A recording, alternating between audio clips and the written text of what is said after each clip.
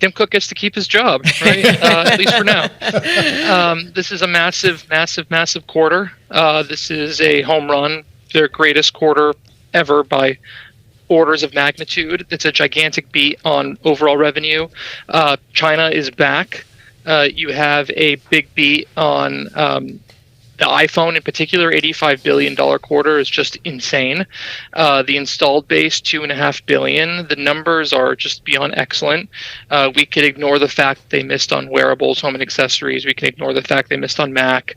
We could ignore the fact that they barely crossed expectations on services. I guess none of that matters when the iPhone is selling so well. Yeah. But still, there's the big existential question of what's next.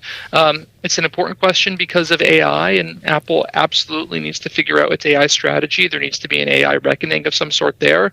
But they just bought themselves a very long time with this just insanely great quarter. So let's talk about a couple of the areas that you highlighted there. One is China, and another one is the sort of the concerns that people had about memory chips in this quarter and the rising prices of memory chips. How was Apple able to navigate this so it didn't hit its margins like people thought it would?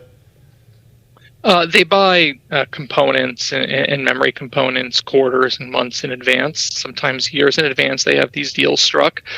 So they're working off of numbers and pricing and materials here that really give them extensive pricing power over competitors. So we'll hear more about that on the call today, but it seems like they're fine.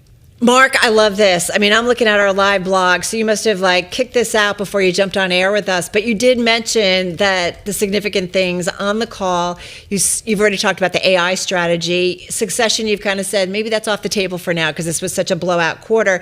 You talk about the long-term viability of the business if it doesn't get its AI act together.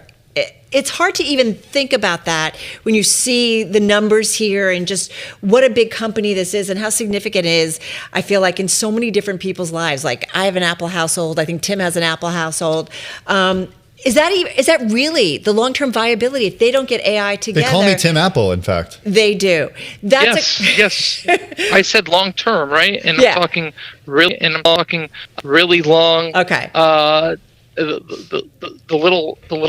really long term here, right? Like, at some point there is going to be a need to fulfill these AI desires, and they're going to have to figure that out. Well, Anurag Rana of our BI team, he talked with Tim and I just moments ago, and he talked about how they're working with Google when it comes to AI, relying on them right now for their models, and so they're not doing the big AI spend. That makes sense for now too. So do you agree that that's kind of a smart strategy now and kind of waiting it out a little bit, but at some point they've got to kind of do their own thing? Well, it's not that they're waiting it out. It's that they have no choice. They have nothing internal. So it's not that they're waiting it out. It's that they need to do it. And so they're partnering with the best partner they can that's going to offer them the best pricing power, which for now is Google. They initially wanted to work with Anthropic, but from a pricing standpoint, that didn't work out.